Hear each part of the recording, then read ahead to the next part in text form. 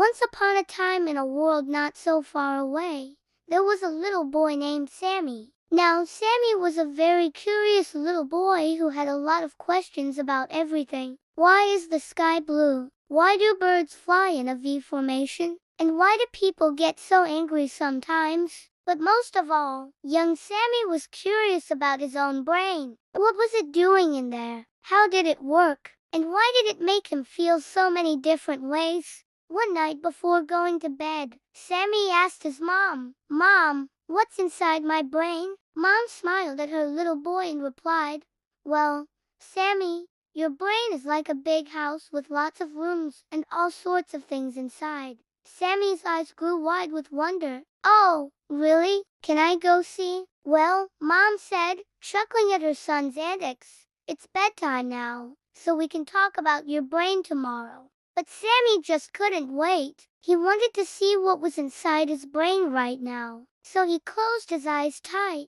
made a wish and went to sleep. When Sammy woke up, he felt something strange. Everything looked different. He was smaller and all the furniture in his room seemed much bigger. Then he realized that he had shrunk down to the size of an ant and was lying inside of his own brain. Sammy started to explore and soon came across a beautiful garden full of flowers and trees. In the distance, he saw a big house with an open door. As he got closer, he heard some loud voices coming from inside. Curious to know who was there, Sammy slowly opened the door and peeked inside. In the room sat 5 figures made out of pure energy. They were all different colors and shapes and seemed to be arguing loudly with each other. Hey everyone, stop for a second," said Sammy. "Who are you guys and why are you making so much noise?" The one in the red t-shirt turned around and shouted, "What did you say? You can't hear me because I am too busy being Angryman." "That's right," said the yellow one, "and you won't get in my way while I'm trying to have fun." "Fun? Ha," said the green one, rolling on the floor laughing. "You're all crazy," yelled Sammy. "But wait, if you're a part of my brain, then that means I'm a part of you, too." Everyone fell silent. No one had ever thought of it that way before. "I'm happy," said the blue figure. "I'm here to make sure you feel good every day." "I'm sadness," said the purple one. "I come when you feel you need to rest or take a break."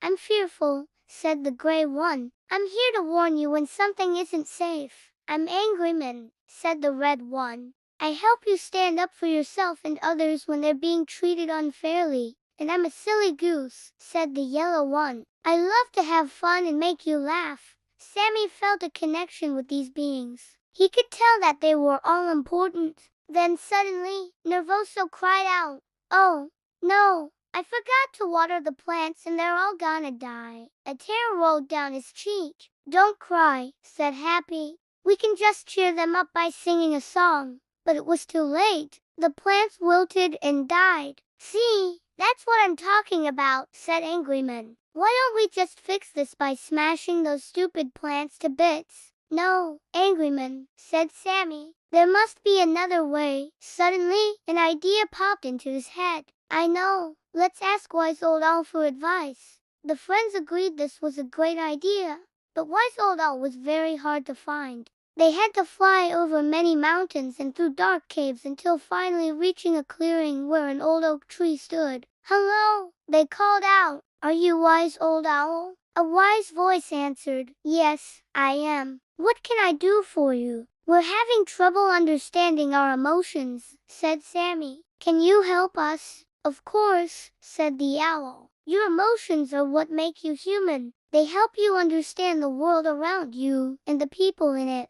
It's important to learn how to control them so they don't control you." The friends thanked the owl for its wisdom and flew back home. They told Sammy that they would do their best to help him understand his feelings, but they also needed him to do his part. "How do I do that?" asked Sammy. "Well," said Fearful, "the first step is learning how to recognize them. When you feel scared, I will warn you by making your heart race and your hands shake. If you feel angry, Angryman will turn your face red and your fists will clench. And when you feel happy, I'll make you smile and laugh." "Wow," said Sammy. "It's like we're a team." We just have to listen to each other and work together. Just then, Nervoso returned. Guys, come quickly, he cried. Sammy's mom is calling him for dinner and he's too scared to go. Don't worry, Sami said fearful. I'll help you get over this fear so you can be brave enough to answer. Taking a deep breath, Sami walked towards the door and called out, coming. He joined his mom at the table and ate his dinner. All the while, his emotions were talking excitedly in his head. Later that night, Sami was getting ready for bed when he heard a loud crash outside. He looked out the window and saw a man holding a broken vase. The man was yelling and kicking the ground. Oh, I'm so mad, said the man. Sami felt a surge of anger inside of him. Hey, that guy's lucky I wasn't outside or I would have helped him, he said angrily. You're just jealous because you couldn't smash that vase yourself, said a familiar voice. Sami turned around and saw Angryman standing behind him. What did you say? Asked Sami. If you want to know what your emotions are and how to control them, I'll teach you, said Angryman. He showed Sami how to take deep breaths and count to 10 when he was mad. This way, you won't say or do anything you might regret later. Sami thanked Angryman for his help and went to bed feeling calm and relaxed. The next morning, Sami woke up and noticed that his dad was sitting on the couch looking sad.